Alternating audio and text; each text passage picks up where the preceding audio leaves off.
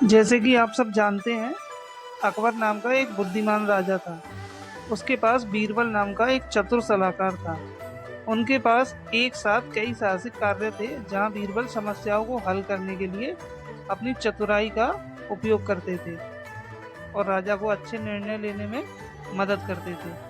अपनी तेज बुद्धि और प्रतिभा के कारण बीरबल न केवल बादशाह अकबर के पसंदीदा मंत्री थे, बल्कि अधिकांश आम लोगों के पसंदीदा मंत्री भी थे। लोग दूर दूर से आकर उनसे निजी मसलों पर सलाह लेते थे।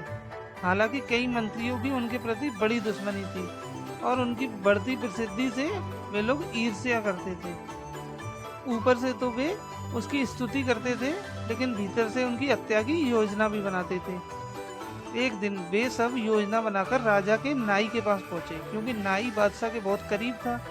उन्होंने नाई से बीरबल से छुटकारा पाने के लिए मदद करने की विनती की। उन्होंने बदले में नाई को बड़ी मात्रा में धन की पेशकश की। दुष्ट नाई ने तुरंत हामी भर दी। नाई ने राजा से बात की। जब उसे सेवाएं प्रदान करने के लिए अगली बार बुलाया गया, राजा और नाई की बातचीत के दौरान नाई ने उल्लेख किया कि उसने सम्राट के पिता की भी सेवा की और फिर राजा के बालों की अच्छी बनावट की तारीफ की। फिर उसने राजा से पूछा कि क्या आपने अपने पूर्वजों के कल्याण को बढ़ाने के लिए कोई प्रयास किया है। नाई की मूर्खता पर राजा बहुत क्रोधित हुआ और कहा कि मृतक के लिए कुछ भी करने में बहुत देर हो चुकी है। फिर नाई ने कहा, अगर आप अपने पूर्वजों के लिए कुछ करना चाहते हो तो मैं आपकी मदद कर सकता हूँ। नाई की बात सुनकर राजा सोचने लगा कि क्या कुछ ऐसा हो सकता है। नाई ने बड़ी चालाकी से एक जादूगर की मदद लेने का विचार प्रस्तावित किया और कहा कि महाराज, ये जादूगर आपके पिता के स्वास्थ्य के बारे में पूछताछ करने के लिए किसी को स्वर्ग भेज सकता है। हालांकि चुने हुए व्यक्ति को सावधान, बुद्धिमान और मौके पर निर्णय लेने की क्षमता होनी चाहिए। नाई ने इस कार्य के लिए सबसे बुद्धिमान और जिम्मेदार मंत्री बीरबल की सिफारिश की। अपने पिता का स्वास्थ्य जानने के बारे में राजा सुनकर बहुत खुश हुआ और उसने नाई को तुरंत व्यवस्था शुरू करने का निर्देश दिया। नाई ने बीरबल के शरीर को जुलूस में शमशान घाट ले जाने की योजना की रूपरेखा तैयार की, जहां चिता जलाई गई। जादूगर तब यह करने के लिए एक जप अनुष्ठान करेगा कि बीरबल की आत्मा धुएं के माध्यम से स्वर्ग में। माना जाता है कि जप चिता की लपटों से सुरक्षा प्रदान करता है। राजा ने बीरबल के साथ अपनी योजना साझा की और इससे प्रसन्न हुए। बीरबल ने इस विचार की प्रशंसा की और उस व्यक्ति के बारे में पूछताछ की जो इसे लेकर आया था।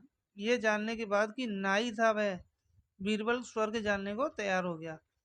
हालांकि उन्होंने अपनी लंबी यात्रा के लिए पर्याप्त धनराशि और अपने परिवार को उनके प्रस्थान के लिए तैयार करने के लिए 1 महीने के और राजा ने उन्हें दे दिया। पूरे महीने के दौरान बीरबल ने शमशान घाट को अपने निवास से जोड़ने के लिए एक गुप्त मार्ग बना दिया और अपने ऐसे लोगों की मदद ली जिन पर उसे भरोसा था।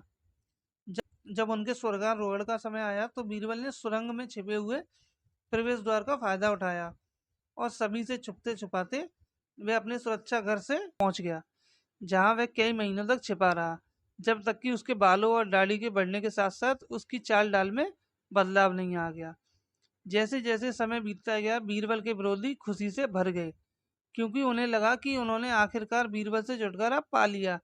हालांकि कई महीने बीत जाने के बाद बीरबल राजा के पिता के बारे में कुछ महत्वपूर्ण समाचार लेकर महल पहुंचे।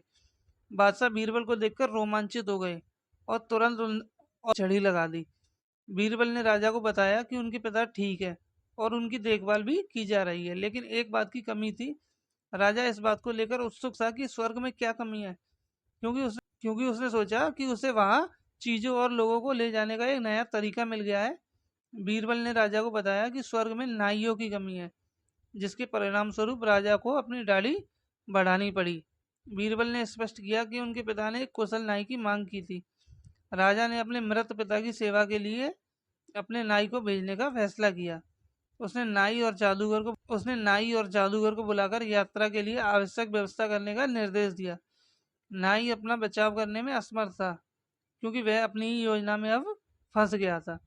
जब चिता को आग दी गई तो नाई तुरंत मर गया। किसी की दोबारा हिम्मत कि वह बीरबल के खिलाफ दोबारा साजिश